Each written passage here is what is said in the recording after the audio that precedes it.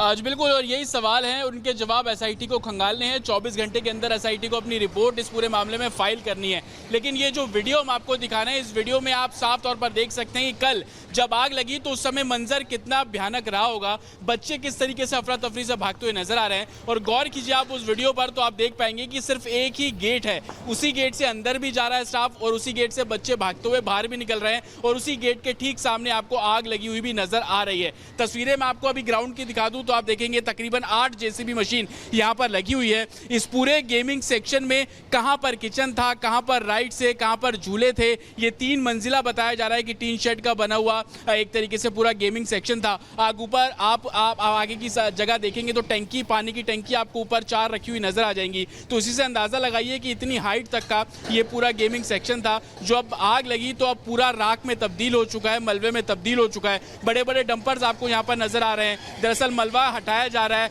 JCB के जरिए dumper में लोड किया जा रहा है और उस मलबे को यहाँ से शिफ्ट किया जा रहा है। बहुत तेजी से रेस्क्यू ऑपरेशन जो है वो यहाँ पर किया जा रहा है। वजह ये कि सीएम खुद यहाँ पर पहुंचे, गुजरात के गृह मंत्री यहाँ पर पहुंचे, पूरी घटना का जायजा लिया और अभी तक कई लोगों के मिसिंग होने की जानकारी है।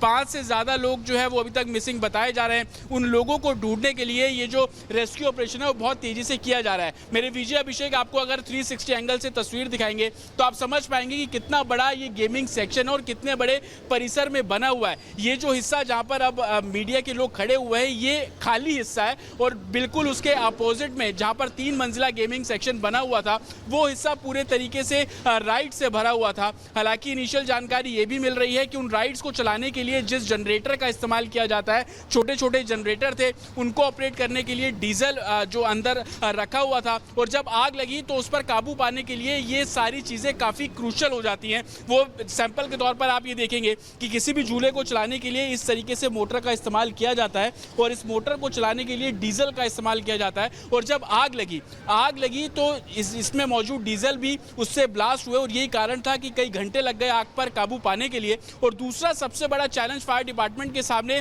जो हमें जानकारी मिली है कि इसकी छत, जो टीन शेड की छत थी, उसको खूबसूरत बनाने के लिए प्लास्टिक की पन्नियां डाली हुई थी और जब आग लगना शुरू हुई तो उन पन्नियों में आग लगना शुरू हुआ और उसके बाद पूरा परिसर एकाएक करके फैलता हुआ नजर आ गया। लेकिन खामियां किसकी?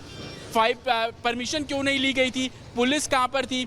कितने समय से ये जो गेमिंग जोन है वो चल रहा था? तमाम ऐसे सवाल हैं जो कि एसआईटी जांच का अब हिस्सा बनेंगे। दूसरी तरफ आप देखेंगे कि पूरे इलाके को कॉर्डन ऑफ किया गया है।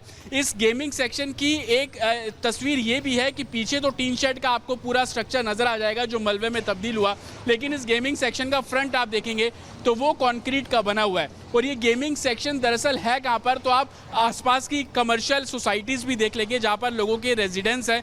तो अमूमन इन रेजिडेंस में रहने वाले लोग इस गेमिंग सेक्शन में आते हैं, एंजॉय करते हैं और इसका नाम ही टीआरपी गेमिंग एंड एंटरटेनमेंट है। बड़ी बात यहाँ पर बता रहे हैं, देखिए किस तरीके से कितनी यहाँ पर एनओसी, फायर डिपार्टमेंट के एनओसी के बिना ही इसको चलाया जा रहा था। अंडर कंस्ट्रक्शन ये गेमिंग जोन था। बहुत बहुत शुक्रिया वर्षा जुड़ने के लिए। इसी बीच एक और बड़ी खबर, दिल्ली में झुलसने से 7 मासूमों की मौत हो गई है। आपको बता दें बेबी केयर सेंटर में